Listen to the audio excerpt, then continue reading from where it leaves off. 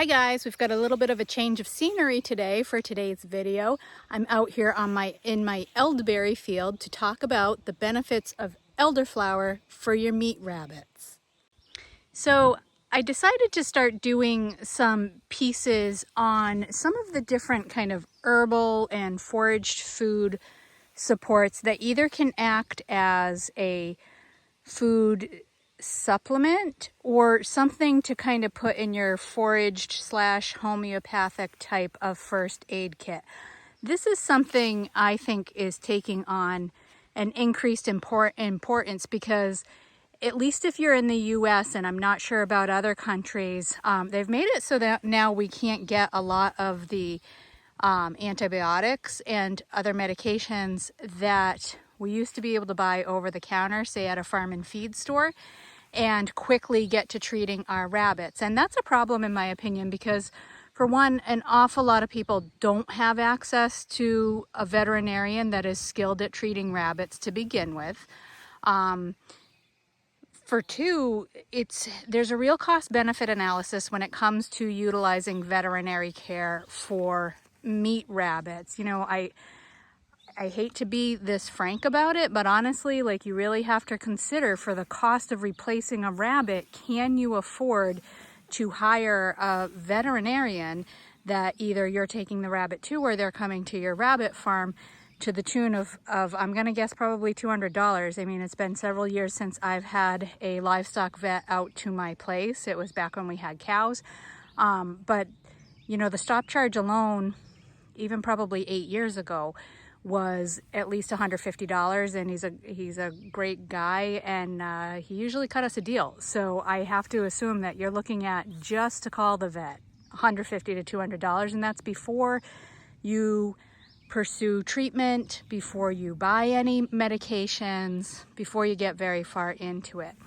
So, you know, those are considerations. And the third consideration is that rabbits are prey animals. We say this over and over, but there's a good reason we say this over and over.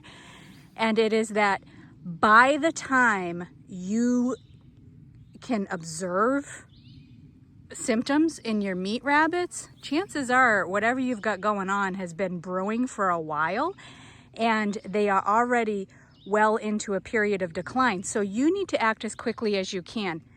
You know, if it's off hours, or even if you're calling first thing in the morning, but you're not first on the list, and I don't know about where you guys live, but I know where I live that we just have a shortage now of veterinarians. So getting into them, even with, you know, your pets and your other more common animals like cats and dogs and livestock, it's hard.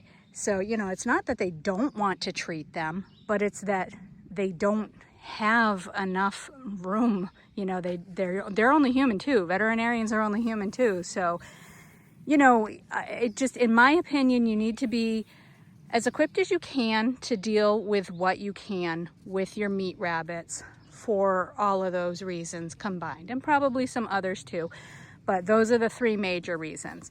So again, kind of getting back to the video and, you know, the purpose of it. And the purpose is to start looking at some of the things that we can use and some of the ways that our naturally foraged products can support our rabbits, or maybe help treat some issue. So, you know, you guys have probably, anyone who's followed along, you've heard me talk about my elderberries before. We've popped into the elderberry field before. This is something that I'm pursuing as a cash crop. However, elderberry grows in almost everywhere. It grows in Europe. It is the Nigra variety in Europe. It's the Canadensis variety, or the ceruleae, the blue elderberries in North America. There is a red elderberry as well that is less common and you may or may not have heard of, but I also know that that's kind of expanded its territory a little bit. We never used to have that here where I am in New England, but we have found some. Now that berry itself, as far as the berries go, isn't really considered a great one for most of the uses we look towards elderberry for, but the flowers are. So if that's what you've got, then, you know, that's a good option for your rabbits. Now, also going to throw a little bit of a disclaimer there. Having said everything I already said, I'm not a vet. all the information that I and gather and bring to you is to the best of my ability, you know, for any of these herbal type uses. Best of my ability based on the body of literature and the available evidence. However, sometimes that's kind of limited, especially with rabbits, because, you know, a lot of money and research isn't put into rabbits. They're just not money makers. So often it is not that these things don't work or aren't beneficial. It's that there's just not a lot of like university resources that are going to tell you that, because that's not where they're putting their time, effort, and money. So, you know, again, I do the best I can to research uses. Anything I bring to you is something that I would use on my own rabbits if I needed to. So I hope that that holds some weight, but ultimately the risk and liability is with you as it is with me for my own rabbits. You know, buyer beware, use at your own risk. Now, let's get into the safety of elderberry a little bit, because when you look at the body of research, the body of information, it's a little confusing. You'll find some that say, no, you can't use elderberry at all for rabbits, and then others saying, yep, it's safe, go for it. Now, I think from what I've gathered, a lot of that confusion comes from kind of the typical confusion that you see with elderberry as a product even for human consumption. And I'm kind of saying that backed with, you know, about probably 7 years of research into elderberry growing workshops that I've done, elderberry use. I use a lot of elderberry in my own home and elderflower as well. Research that I did for my book, the Complete Elderberry Tea book, which is available on Amazon if anyone wants it. That's not a rabbit book, that's elderberry tea for human consumption. It's mostly a collection of recipes for different tea mixes for elderberry. A little off topic, but I thought I'd throw it in there while we're talking about it. And again, just to show you, you know, some of the research that I've done into elderberry as a whole. And what I've found is that people get very confused over the toxicity of the berries and the plants. So not to go down that rabbit hole too far, but what I have come to in my research as far as this article and the safety of elderflower for rabbits is that the flowers are safe, the berries are not. A lot of people that are asking about elderberries are asking because they want to give twigs, chews for their animals, and they got an elderberry bush out back. So like, can I give them those twigs? You know, same as you'll see people asking about apple and all the other types of fruit trees. It would appear that that probably is not safe. That's not something that I'm comfortable doing in terms of what research I've found. If anybody has a research or a link or information that, you know, good quality information that supports that it is safe, let me have it. Like, throw it in the comments, but I'm not finding that anywhere. So, but what I am finding is that the elderflower is pretty undisputably, save for a couple of resources, and most of those were kind of pet sites that just didn't have the ring of enough truth behind them to begin with, but the flowers themselves are safe. So leaves are not recommended, stalks are not recommended, and when we talk about elderberry stalks, they start out as a shoot with a light green stem that then hardens and becomes more woody as they age. So, but none of those are anything that I would be feeding to my rabbits. This is actually a flower cluster that is hopefully pollinated. Looks like it's turning into berries. So, you know, that's kind of a next stage, and then they'll turn into the dark purple berries. I would not feed any of that from that stage on. I would only be feeding elderberry that's actually in the flower, so literally the elderflower. And when you're feeding this, because we shouldn't be feeding the roots, the stems, the stalks, ideally you should be teasing the flowers off, which is pretty easy to do. You can see there, it's pretty easy to do, and then kind of collecting them in a bowl, and that's what you want to feed to your rabbits. Now, if you take a look at the flower clusters, each cluster starts, it's an umbel. So it starts as this main stalk that then branches into kind of a secondary, and then like a third tertiary stalk, and each flower has its own tiny little stem that holds it.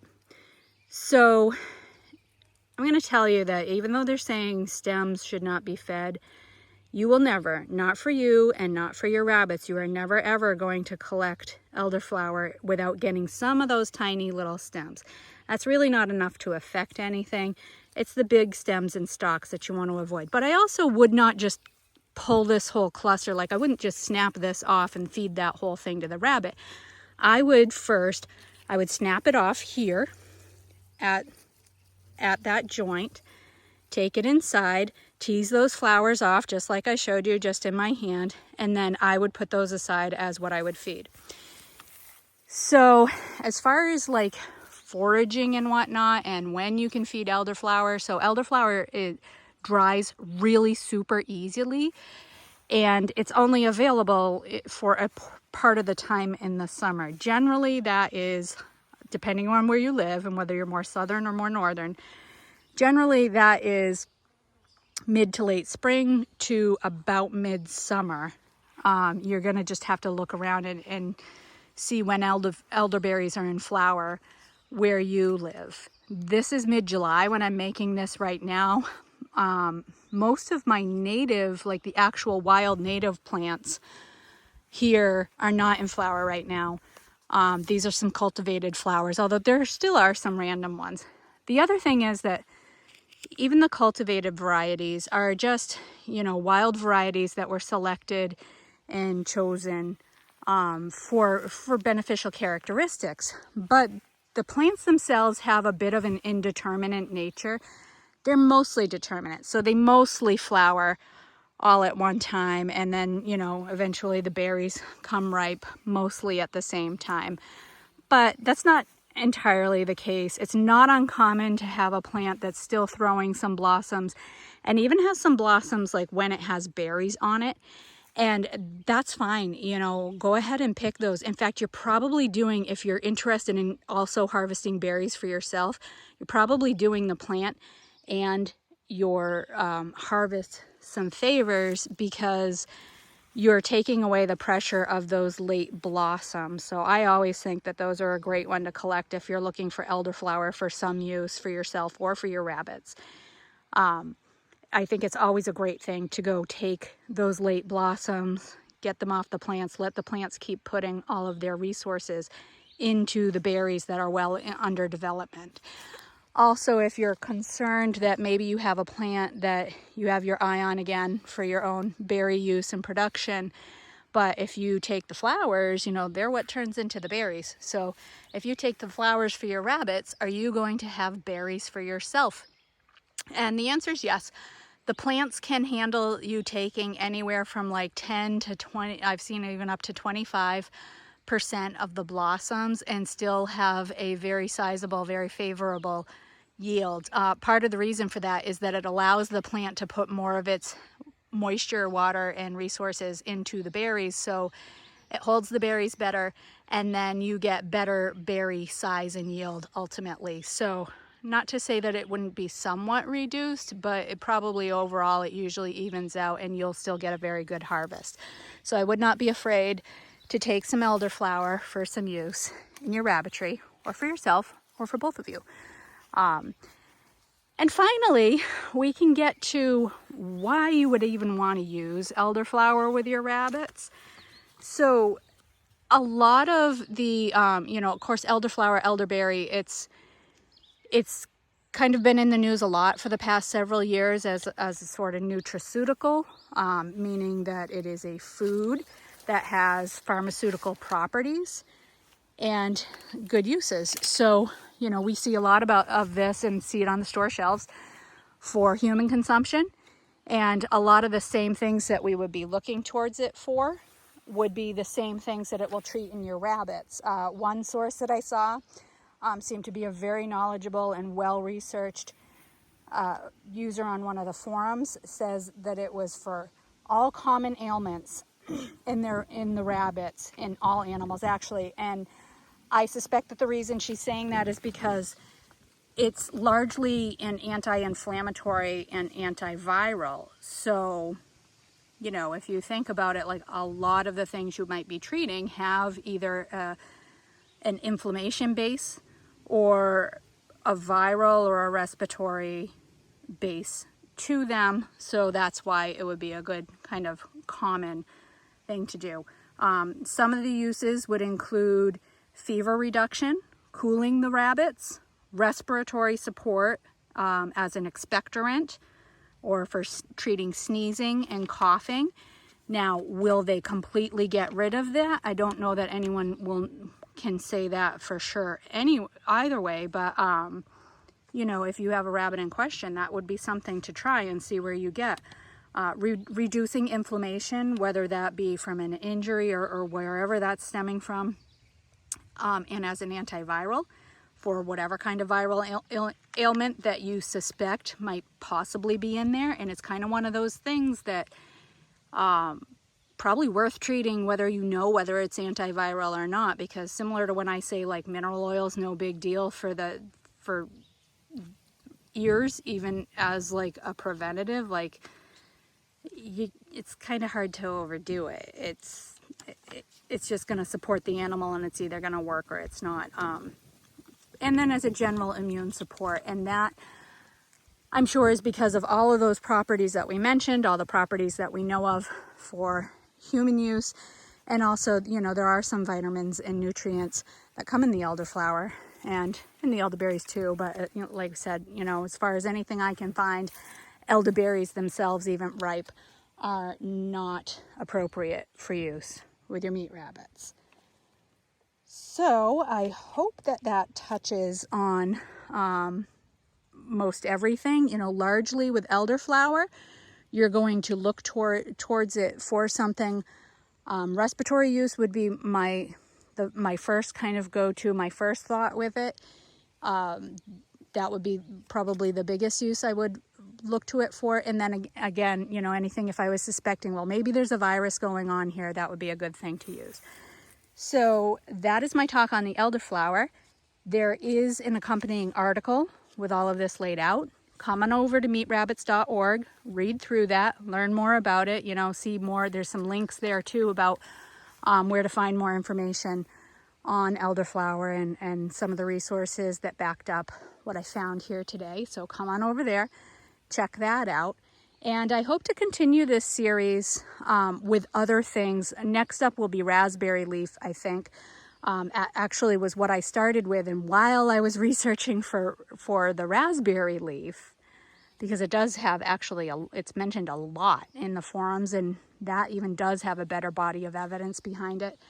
While I was researching for that, I stumbled on the elderflower, and then I kind of changed courses and went to the elderflower because the elderflower is in bloom. So this was a good time to get into this topic. So that's where I'm heading with this. You know, it's a series that I intend to kind of keep sprinkling through the videos. If there is a specific thing you'd like me to research and look more into, drop it in the comments, see what we can do for you there. And I thank you for being here today. Hope you guys are all staying cool. We are getting, yet again, brutal heat here in New England. Hopefully short-lived. But again, come on over to meatrabbits.org. Thanks for being here. Like, share, subscribe, and I'll see you next time.